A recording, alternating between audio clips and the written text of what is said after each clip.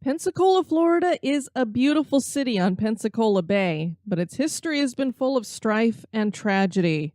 The Spanish were the first to come, and they founded Pensacola in 1559. This would be the first European settlement in the continental U.S. Now, we tell you that St. Augustine is the oldest city in America, and that is true, but Pensacola would be the oldest settlement. A hurricane destroyed the little colony that was started here a few short weeks after it was established, and it scared the Spanish enough that they would not return to Pensacola Bay for 135 years. Pirates would make the bay very dangerous, so forts were needed to be built for protection. And then yellow fever would be the most prevalent threat here. The city dealt with 19 yellow fever epidemics. In 1822, the whole population was nearly wiped out and most of the residents were evacuated. At least 7 major hurricanes have hit here, and the Deepwater Horizon oil spill that happened in 2010 hit Pensacola Bay as well. In this video, we're going to be featuring the Pensacola Lighthouse, and before it was built, a floating light vessel that was named the Aurora Borealis guarded the bay. We're here in Pensacola, Florida. This is the Pensacola Lighthouse. It is a haunted lighthouse here in America. Pensacola has the deepest bay on the Gulf Coast. It's one of the reasons why they needed to have a lighthouse here. This is not the original one that was put here. The original one was called the Barrancas Lighthouse. It was originally the British were here, and then in 1781 the Spanish came in, took over, and they built 2 forts, and one of those forts was Fort Barrancas, which is what the original lighthouse was named for. It was too short, so they needed to build this taller one, and they did that in 1824.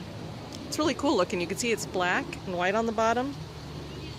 Jeremiah Ingram, who was the first keeper, and he was lonely, so he married Michaela Pelnaber in 1826. Jeremiah died in 1840, and Michaela ran the lighthouse with 3 kids. Her son-in-law took over in 1855 after her death.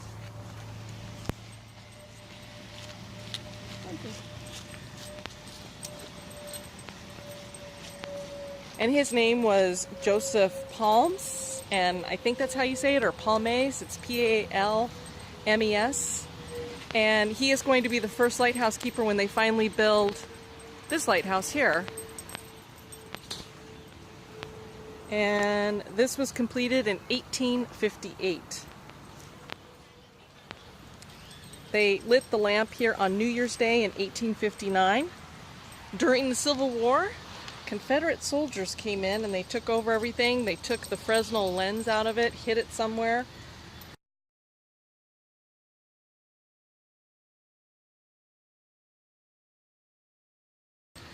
They shot cannonballs into the lighthouse, and the outer walls were so tough that the cannonballs just bounced right off of it.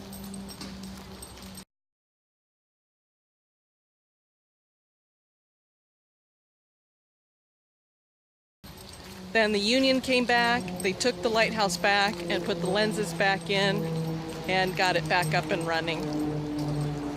The interesting thing is, here in the keeper's house, they did supposedly use that as a hospital for Confederate soldiers, which may come into play later on. This lighthouse not only survived those cannonballs hitting it, but also lightning strikes. And there was an earthquake here that was not real harsh, but it went for about 3 to 4 minutes, and so it remained standing. Electricity arrived here in the 1930s. The U.S. Coast Guard started running it in 1939, and then it went automated in 1965. They were going to demo it. Can you imagine they were going to demo this thing, Denise? Absolutely not. I can't even imagine they'd want to do that. But the island's National Seashore actually saved it. So the Pensacola Lighthouse Association runs the lighthouse. And it was put on the National Register of Historic Places in 1974. So that building back there is supposedly haunted. Yes. Emmett Hatton's father was the keeper here from 1931 to 1953. He was 10 when he and his mother heard footsteps walking up the stairs in the keeper's quarters there. So he's 10. She tells him to go investigate, Denise. Yeah, I would always send a 10-year-old to go investigate for me, Diane. He yelled down the stairs, "Who's there?" He heard the door open and close. He looked out the window and nobody was outside. Then he saw the gate open and close all by itself.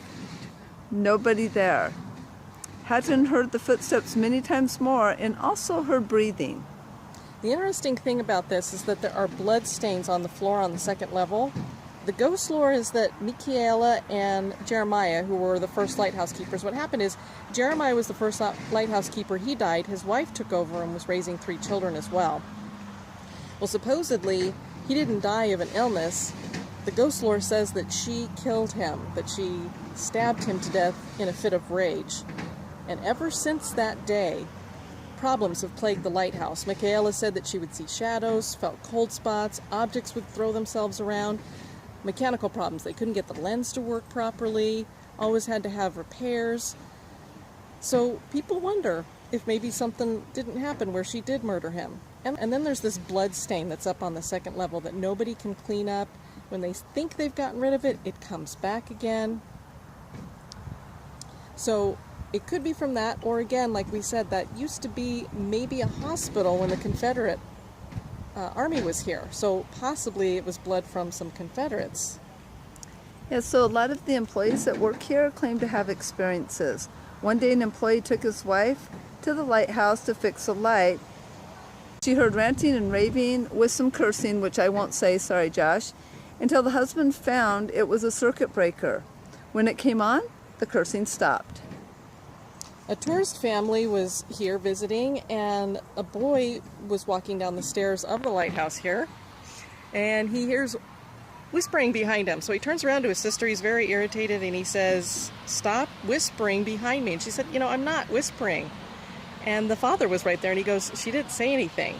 And the little boy said, "Well, somebody said my name behind me." There is accounts of an apparition of a runaway slave in the basement, and a lady in white, there she is, Diane, on the catwalk. And that's one that when the light's on, it will pass right through her. Doors lock and unlock themselves, windows open on their own. People say that they feel a presence when they're inside, and there's also the smell of pipe smoke. We hear that quite a bit. So this is the haunted Pensacola Lighthouse. Hope you guys enjoyed getting a little look at it. I'm not about to climb up that thing. I'm afraid of heights. We might let Denise do it. Yeah, so I might go up, but we'll see. But just here's some of the old buildings here in the yard as well. So is Pensacola Lighthouse haunted? That is for you to decide.